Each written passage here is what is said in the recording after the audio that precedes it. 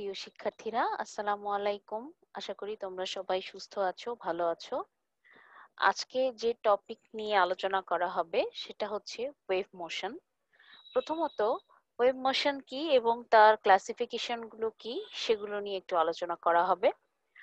তো wave মোশনটা actually এতদিন পর্যন্ত আমরা যে লেকচারগুলো আমরা ফলো করে এসেছি সেখানে আমরা বেসিক্যালি পার্টিকেলস বা একটা পার্টিকুলার অসিলেটরের মোশনের টাইপটাকে আমরা চিন্তা করেছি, হয়তো ইন্ডিভিজুয়ালি বা ম্যাক্সিমাম হয়তো দুই তিনটা জিনিসের কম্বিনেশন নিয়ে একটা সিস্টেমকে চিন্তা করেছি। কিন্তু এখন আমাদেরকে আরেকটু কালেকটিভ ওয়েতে চিন্তা করতে হবে ওয়েভ মোশন যখন আমরা পড়ালেখা শুরু করব ওয়েভ মোশন সম্পর্কে। তাহলে ওয়েভ মোশনটাকে আসলে এটাকে ডিফাইন করা হয় যে একটা ডিস্টারবেন্স যেটা কিনা একটা repeated periodic motion of particles এর মাধ্যমে আহ, এটা তৈরি হয় এবং সেই পার্টিকেলস এর মোশন গুলো থাকে তাদের ইকুইলিব্রিয়াম পজিশন বরাবর। এটাই একটা ব্রড একটা ধারণা, ওয়েভ মোশনের ডেফিনিশন এভাবে দেওয়া হয়।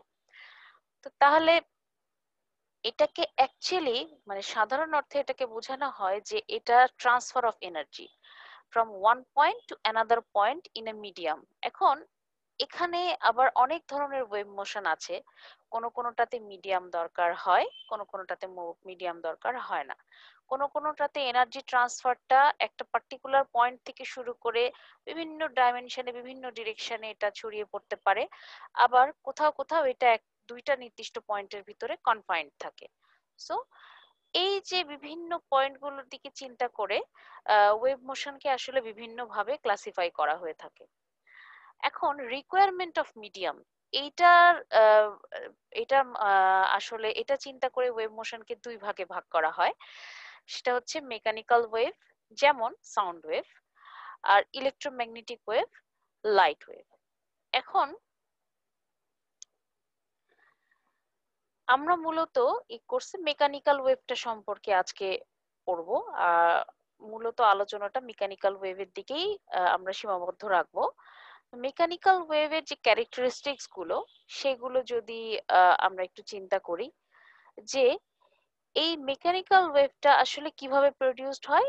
সব ওয়েভের মতোই এটা আসলে পিরিয়ডিক মোশন অফ পার্টিকেলস এর মাধ্যমে প্রডিউসড হয়। একটা মিডিয়ামে যখন পার্টিকেলস গুলো পিরিয়ডিক মোশনে থাকে তখন তাদের কালেকশন দিয়েই একটা ওয়েভ আসলে তৈরি হয়, মেকানিক্যাল ওয়েভ তৈরি হয়। আচ্ছা, শুধুমাত্র ওয়েভটা প্রপাগেট করে বা ট্রাভেল করে, কিন্তু পার্টিকেলস গুলো সেই মিডিয়ামে তাদের ইকুইলিব্রিয়াম পজিশনকে রেফার করে ভাইব্রেট করে এবং তারা শুধুমাত্র তাদের ভাইব্রেশনটাকে একে অপরের মাধ্যমে মানে পার্শ্ববর্তী পার্টিকেলস গুলোতে ট্রান্সফার করতে থাকে। সো তার মানে এখানে অবশ্যই একটা রেগুলার চেঞ্জ অফ ফেজ হইতে থাকে সাকসেসিভ পার্টিকেল গুলোর মধ্যে। মিডিয়ামের সব পার্টিকেল গুলো তার পাশের পার্টিকেল গুলোকে ভাইব্রেট করতে সাহায্য করে এবং তারা একটা regular change of phase difference তারা করতে থাকে, মেনটেন করতে থাকে। এখানে ওয়েভের যে ভেলোসিটি আর পার্টিকেলের যে ভেলোসিটি সেটা ডিফারেন্ট হয়। এটা মোটামুটি মেকানিক্যাল ওয়েভের বিভিন্ন ক্যারেক্টারিস্টিক্স। এখন প্রপাগেশন হবে কিনা, ওয়েভের প্রপাগেশন হবে কিনা সেটার উপর ভিত্তি করে ওয়েভকে দুই ভাগে ভাগ করা হয়। ট্রাভেলিং বা প্রোগ্রেসিভ ওয়েভ, যেটা নাম শুনেই বোঝা যাচ্ছে যে এটা ট্রাভেল করতে থাকবে। আর স্টেশনারি বা স্ট্যান্ডিং ওয়েভ, অর্থাৎ এটা একটা নির্দিষ্ট গণ্ডির ভিতরে সীমাবদ্ধ থাকবে। আর এখানে আবার আরেকভাবে যে direction of vibration of particles মানে ওয়েভ রেট প্রপাগেশনের সাথে পার্টিকেলের যে ডিরেকশন অফ ভাইব্রেশনস সেটার রিলেশনটা কি, এটার উপর ভিত্তি করে এদের এই ওয়েভ গুলোকে আবার দুই ভাগে ভাগ করা হয়, ট্রান্সভার্স ওয়েভ, এটা হচ্ছে লঙ্গিচুডিনাল ওয়েভ। তো একটা ট্রাভেলিং ওয়েভ সম্পর্কে যদি আমরা একটু ভালোভাবে চিন্তা করতে চাই, এটা কিভাবে একটা মিডিয়ামে প্রপাগেট করে। ট্রাভেলিং ওয়েভটা একটা মিডিয়ামে প্রপাগেট করার সময় ডেফিনেটলি সেটা পার্টিকেল গুলোর পিরিয়ডিক মোশনের মাধ্যমেই প্রপাগেশন হয়। তবে পিরিয়ডিক মোশনটা দুই রকম হতে পারে। একটা হচ্ছে যে পার্টিকেল গুলো যে ভাইব্রেট করছে সেই ডিরেকশনটা ওয়েভ প্রপাগেশনের ডিরেকশনের দিকেই হয় বা তার প্যারালাল হয়, অথবা সেই পার্টিকেল ভাইব্রেশনের ডিরেকশনটা ওয়েভ প্রপাগেশনের ডিরেকশনের সাথে পারপেন্ডিকুলার হতে পারে।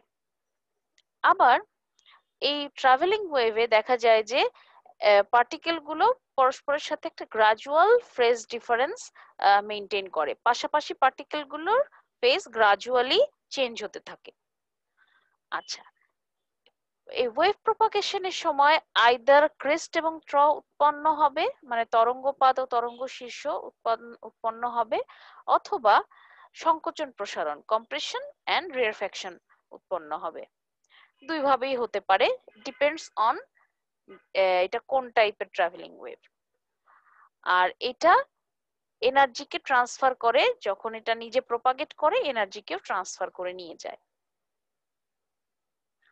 তাহলে আমরা যদি ট্রাভেলিং ওয়েভের দুইটা ক্যাটাগরি, ট্রান্সভার্স ওয়েভস আর লংগিটিউডিনাল ওয়েভস, তাদের মধ্যে একটু পার্থক্যগুলো দেখতে চাই। প্রথম পার্থক্যটা হচ্ছে পার্টিকেল ভাইব্রেশনের যে ডিরেকশন। ট্রান্সভার্স ওয়েভের ক্ষেত্রে এই পার্টিকেল ভাইব্রেশনের ডিরেকশনটা থাকে হচ্ছে ওয়েভ প্রপাগেশনের ডিরেকশনের সাথে পারপেন্ডিকুলার, যেটা কিনা লংগিটিউডিনাল ওয়েভের ক্ষেত্রে থাকে হচ্ছে parallel to the direction of the propagation of wave. Transverse ওয়েভে ক্রেস্টস এবং ট্রস উৎপন্ন হয়, অর্থাৎ তরঙ্গ শীর্ষ আর তরঙ্গপাত উৎপন্ন হয়। লংগিটিউডিনাল ওয়েভ কম্প্রেশনস এবং রেয়ারফ্যাকশনস উৎপন্ন করে প্রপাগেট করে। ট্রান্সভার্স ওয়েভ ইলাস্টিক অথবা নন ইলাস্টিক ওয়েভ হতে পারে। এখন what is elastic wave? Elastic wave is nothing but mechanical wave, অর্থাৎ wave that requires medium to propagate. আর নন ইলাস্টিক ওয়েভ হচ্ছে ইলেকট্রোম্যাগনেটিক ওয়েভস গুলো। তো ট্রান্সভার্স ওয়েভ দুই ধরনেরই হতে পারে, মেকানিক্যাল ওয়েভও হতে পারে, ইলেকট্রোম্যাগনেটিক ওয়েভও হতে পারে। তো মেকানিক্যাল ওয়েভের মধ্যে যেমন ধরো ripples on the surface of water, এটা একটা ইলাস্টিক ট্রান্সভার্স ওয়েভের উদাহরণ। ওয়েভ অন এ স্ট্রিং, এটাও একটা উদাহরণ। কিন্তু লাইট ওয়েভ, রেডিও ওয়েভ, এই ধরনের ওয়েভ গুলো হচ্ছে লাইক রেডিয়েশনস, এগুলো ইলেকট্রোম্যাগনেটিক ওয়েভস, এগুলোকে নন ইলাস্টিক ওয়েভস বলে। আর লংগিটিউডিনাল যে ওয়েভস গুলো হয় সেগুলো ইউজুয়ালি মেকানিক্যাল বা ইলাস্টিক ওয়েভস হয়, যেমন সাউন্ড ওয়েভ, সিসমিক ওয়েভস।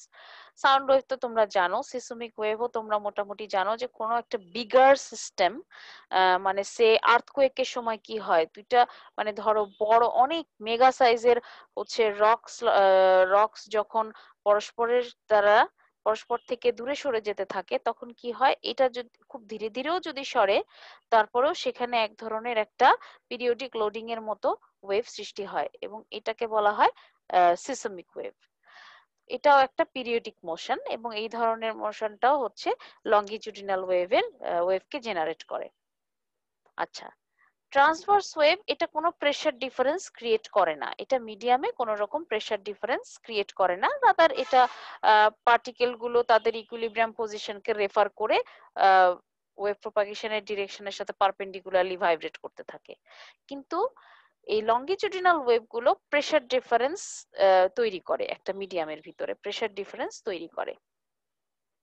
আচ্ছা, এই যে ট্রান্সভার্স ওয়েভ, এরা সলিড মিডিয়ামে ট্রান্সভার্স, এখানে কিন্তু একটা জিনিস খেয়াল রাখতে হবে, ট্রান্সভার্স ইলাস্টিক ওয়েভের ক্ষেত্রে বলা হচ্ছে মেকানিক্যাল ওয়েভ, এটা সলিড মিডিয়ামের মধ্যে দিয়ে প্রপাগেট করতে পারে, এবং লিকুইড সারফেসেও এটা প্রপাগেট করতে পারে, কিন্তু লিকুইডের ভেতরে বা গ্যাস মানে কোন রকম ফ্লুইডের ভেতরে এটা প্রপাগেট করতে পারে না।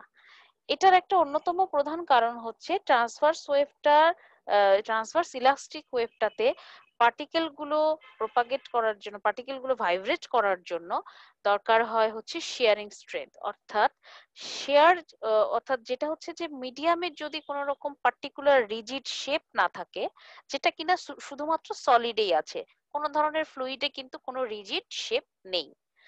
তো সলিডের ভিতরে যেটা হয়, সেখানকার পার্টিকেল গুলোর ইকুইলিব্রিয়াম পজিশন থাকে, এবং দ্যাট ইজ ওয়াই তারা ইকুইলিব্রিয়াম পজিশনটাকে রেফার করে ভাইব্রেট করতে পারে, এবং সেই কারণে সলিড মিডিয়ামে ট্রান্সভার্স ইলাস্টিক ওয়েভটা প্রপাগেট করতে পারে। কিন্তু লিকুইডে পার্টিকেল গুলো কি হয়, তাদের মধ্যেকার ইন্টারঅ্যাটমিক স্পেসিং অনেক বেশি, গ্যাসে তো আরো বেশি, এবং তাদের আসলে কোনো ইকুইলিব্রিয়াম কোনো নেই, পজিশন নেই, তারা র্যান্ডমলি ঘোরাফেরা করতে পারে, কাজেই এটার ভেতরে আসলে ট্রান্সভার্স ওয়েভটা ওভাবে জেনারেট করতে পারবে না।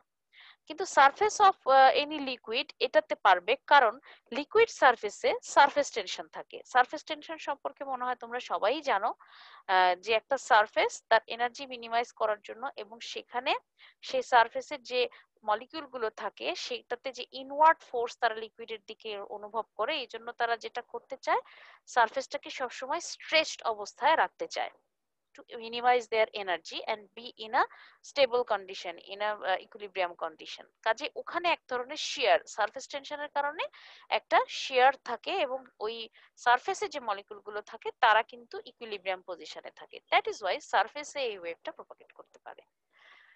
আচ্ছা, কিন্তু longitudinal wave solid, liquid, gas যে কোনো কিছুর মধ্যে দিয়ে প্রপাগেট করতে পারে, যে কোনো মিডিয়ামের, মানে মিডিয়াম যেখানে আছে, যেখানে পার্টিকেল আছে সেগুলোর মধ্যে, কারণ এটা প্রেসারের মাধ্যমে প্রপাগেট করে। এটার জন্য কোনো আলাদা করে কোনো ইকুইলিব্রিয়াম পজিশন আসলে দরকার নেই, রাদার সেখানে তারা প্রেসারের মাধ্যমে ওয়েভটাকে প্রডিউস করতে পারে, প্রেসারের মাধ্যমে প্রপাগেট হয়। আচ্ছা, ট্রান্সভার্স যে ওয়েভ সেটাতে আসলে মিডিয়ামের কোনো ডেনসিটির চেঞ্জ হয় না, কারণ এখানে পার্টিকেল গুলো তার ইকুইলিব্রিয়াম পজিশনকে রেফার করেই সে ভাইব্রেট করতে থাকে, কাজে ডেনসিটি চেঞ্জ হওয়ার কোনো রকম অপশন নেই। কিন্তু লঙ্গিচুডিনাল ওয়েভের ক্ষেত্রে ডেনসিটিটা চেঞ্জ হয়, কারণ কি, যখনই প্রেসারের মাধ্যমে ওয়েভটা প্রপাগেট করে, যখন কম্প্রেশন হয় সেই জায়গায় ম্যাটেরিয়াল গুলো, যে ম্যাটারটা থাকে, মানে মিডিয়ামে যে ম্যাটার গুলো থাকে সেগুলো একটা জায়গায় কনডেন্সড অবস্থায় থাকে, আর যেখানে রেয়ারফ্যাকশন হয় সেখানে ম্যাটার গুলো পরস্পরের থেকে দূরে সরে যায়। সো যে জায়গা কম্প্রেশন সেখানে ডেনসিটি হায়ার হবে, রেয়ারফ্যাকশনের জায়গায় অবশ্যই এটা লোয়ার হবে। এখানে ট্রান্সভার্স ওয়েভের একটা চিত্র দেখানো হচ্ছে, এখানে একটা ট্র এবং একটা ক্রেস্ট কাকে বলে, ওয়েভলেন্থটাকে কিভাবে আমরা ডিফাইন করতে পারি, কিভাবে অ্যামপ্লিচিউডটা ডিফাইন্ড হয়, সেটা এই চিত্রের মাধ্যমে দেখানো হচ্ছে। আর এই জায়গাতে লঙ্গিচুডিনাল ওয়েভে এটা একটা কম্প্রেশন এবং এটা একটা রেয়ারফ্যাকশনকে ডিফাইন করা হচ্ছে। পাশাপাশি দুইটা কম্প্রেশনের মধ্যে যে ডিস্টেন্সটা সেটা হচ্ছে এখানে ওয়েভলেন্থ।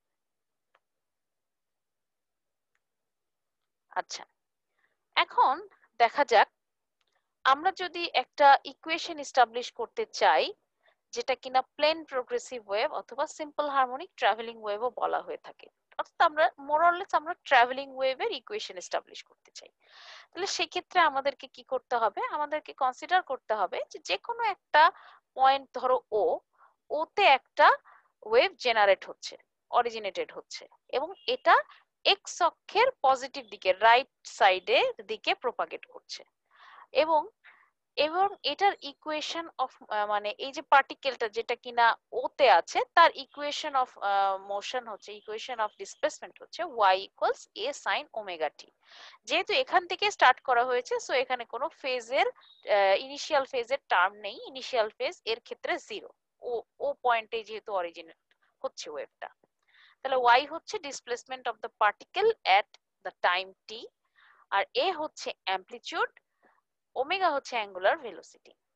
তাহলে যদি আমরা আরেকটা যে কোনো পয়েন্ট ধরি যেখানে আরেকটা পার্টিকেল আছে এবং সেটা সাকসেসিভ কোনো একটা পজিশনে আছে, সেটা নিশ্চয়ই তার একটা ফেজ ডিফারেন্স থাকবে এবং সেটার ইকুয়েশনটা আরেকটু আলাদা হবে।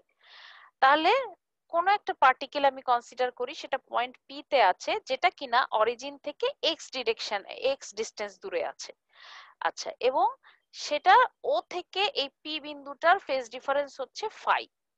তাহলে equation of motion of the particle at P এটা হবে y equals a sin omega t minus phi. যেহেতু আমরা কাউন্টিংটা শুরু করেছি ইকুইলিব্রিয়াম পজিশনের, মানে আগে থেকে, মানে আমরা পি এর আগে থেকেই শুরু করেছি, কাজে এই পি পয়েন্টটার থেকে ফেজ লিড আছে ও পয়েন্টের, কাজে এখানে নেগেটিভ হবে।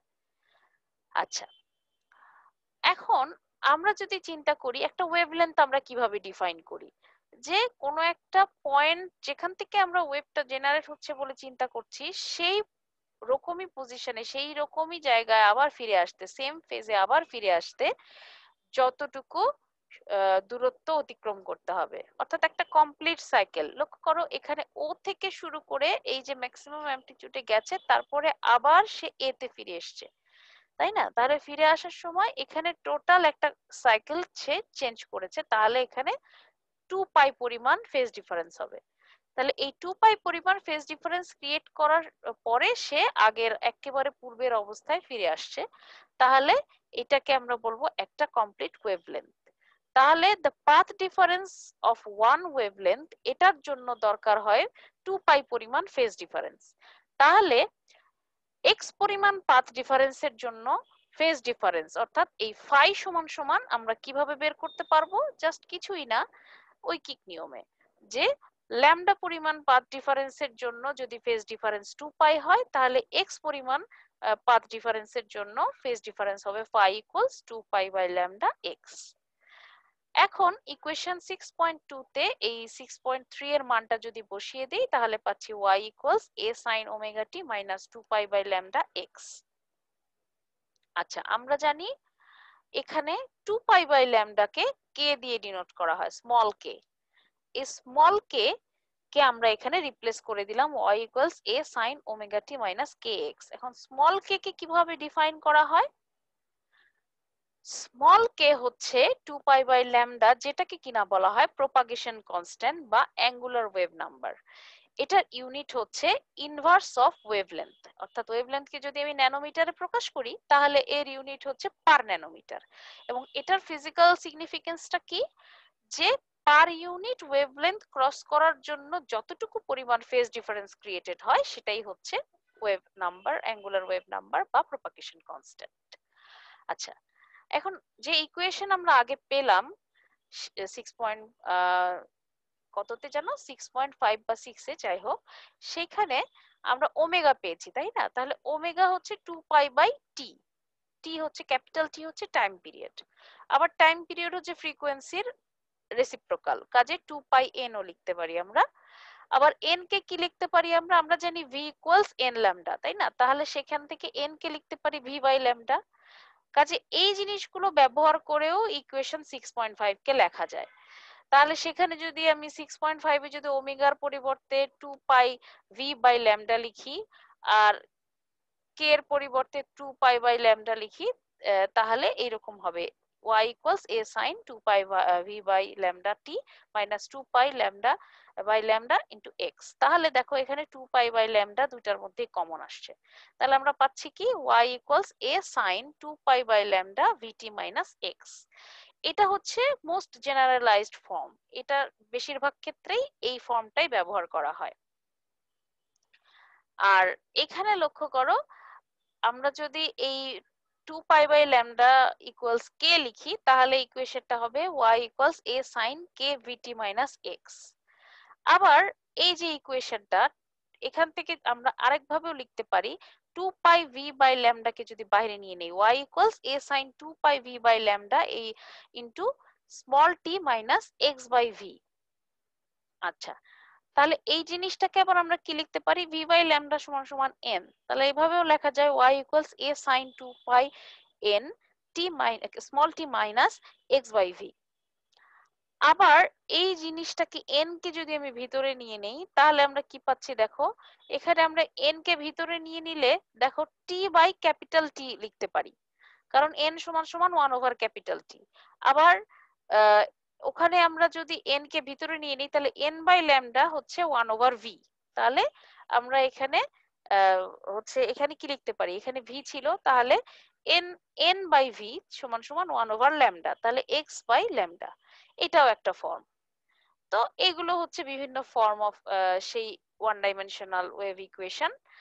আবার যদি আমরা মনে করি ট্রাভেলিং ওয়েভটা আসলে যাচ্ছিল হচ্ছে লেফট সাইডে, হ্যাঁ, তাহলে সেই ক্ষেত্রে কি হবে? তাহলে সেই ক্ষেত্রে কিছুই না, সিম্পলি এই ইকুয়েশন 6.6 এ মাইনাস এক্স এর জায়গায় প্লাস এক্স হয়ে যাবে, অর্থাৎ সেখানে ফেজ ল্যাগ চিন্তা করতে হবে, তাহলে এখানে প্লাস হয়ে যাবে।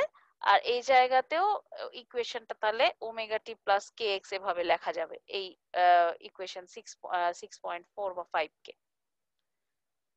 আচ্ছা, এখানে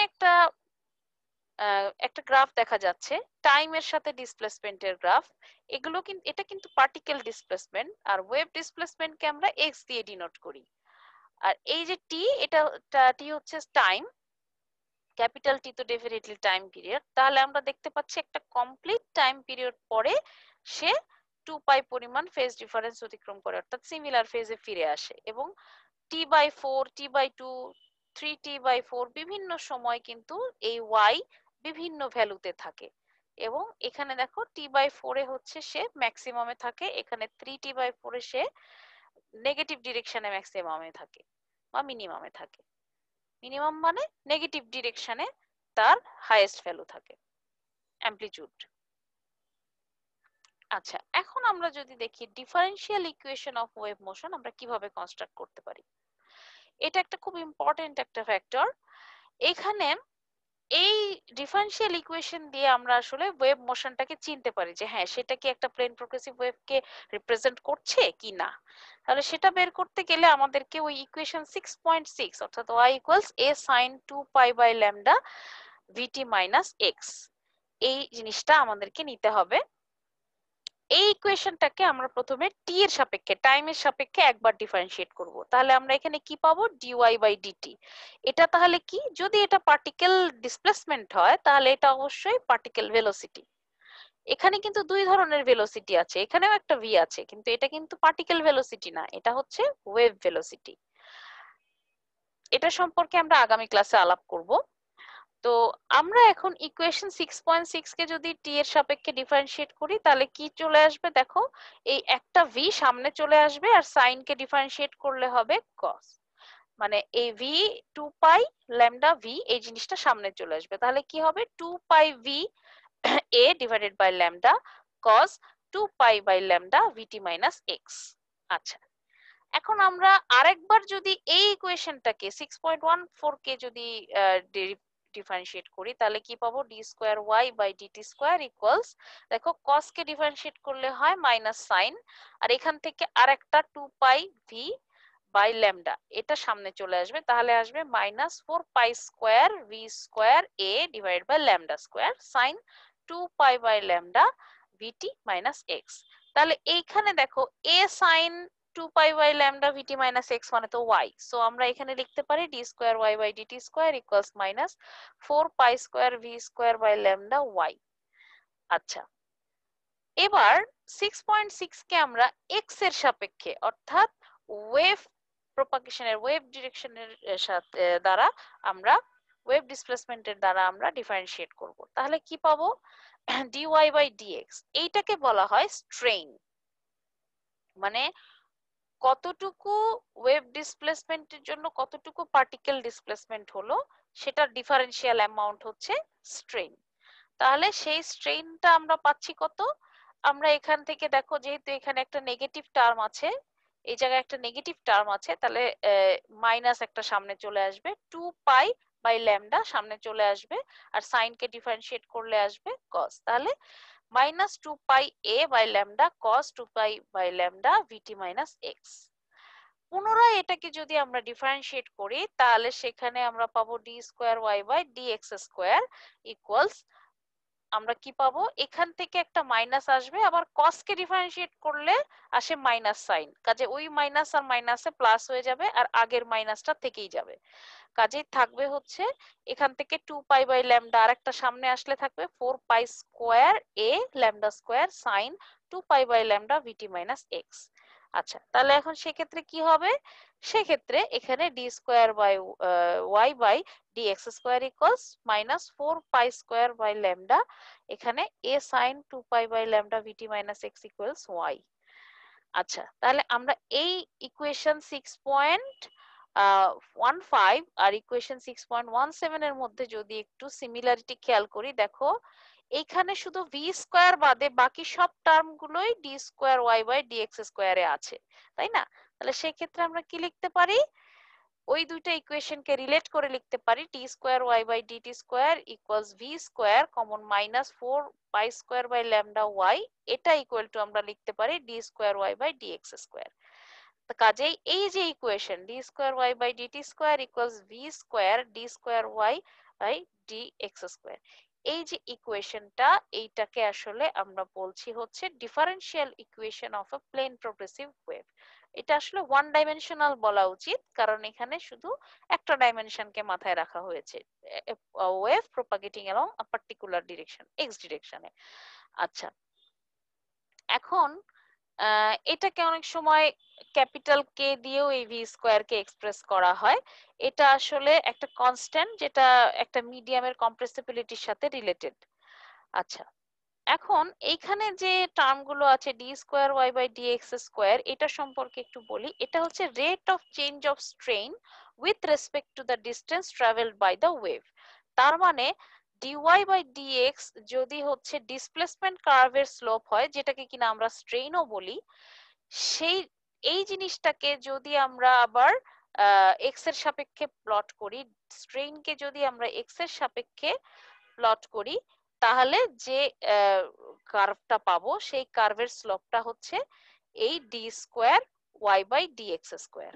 তাহলে particle acceleration at a point is equal to the wave velocity square into the slope of the strain curve. তাহলে এখানে আমরা একটা স্যাম্পল কার্ভ দেখছি, এটা ডিসপ্লেসমেন্ট কার্ভ। এই ডিসপ্লেসমেন্ট কার্ভে এখানে কি আছে, এইদিকে ডিস্টেন্সকে প্লট করা হয়েছে, অর্থাৎ ওয়েভ প্রপাগেশনের সময় যে ডিস্টেন্স ট্রাভেল করে, আর এইদিকে ওয়াই অর্থাৎ পার্টিকেল ডিসপ্লেসমেন্টকে প্লট করা হয়েছে। এই অনুযায়ী এইটা হচ্ছে ডিসপ্লেসমেন্ট কার্ভ, এটার যে স্লপ সেটা হবে হচ্ছে ডিওয়াই বাই ডিএক্স। কিন্তু এই একইভাবে যদি আমরা আবার স্ট্রেইনকে ডিওয়াই বাই ডিএক্স এর যে এক্সপ্রেশনটা আমরা পেয়েছি, সেটাও তো একটা কি, একটা সাইনুসয়েডাল ওয়েভ, অর্থাৎ কোসাইন আছে সেখানে, তাই না, পিরিয়ডিক ফাংশন। সেটাকে এক্স এর সাথে যদি আমরা প্লট করি এবং অ্যাট এনি ইনস্ট্যান্ট সেখানে আমরা স্লপ নেই, তাহলে আমরা D square Y by DX square পাবো। So that's all for today. Next ক্লাসে আমরা ওয়েভ মোশন সম্পর্কে আরো ফার্দার কিছু ম্যাথমেটিক্যাল প্রবলেমস করব, এবং এটার আরো রিলেটেড প্যারামিটারস গুলো, যেমন what is particle velocity and relation between particle velocity and wave velocity, সেগুলো জানবো। এছাড়াও কিছু ম্যাথমেটিক্যাল প্রবলেম, এনার্জি ক্যালকুলেশন করব। এই কাজগুলো আমরা নেক্সট ক্লাসে করব। So that's all for today, thank you very much.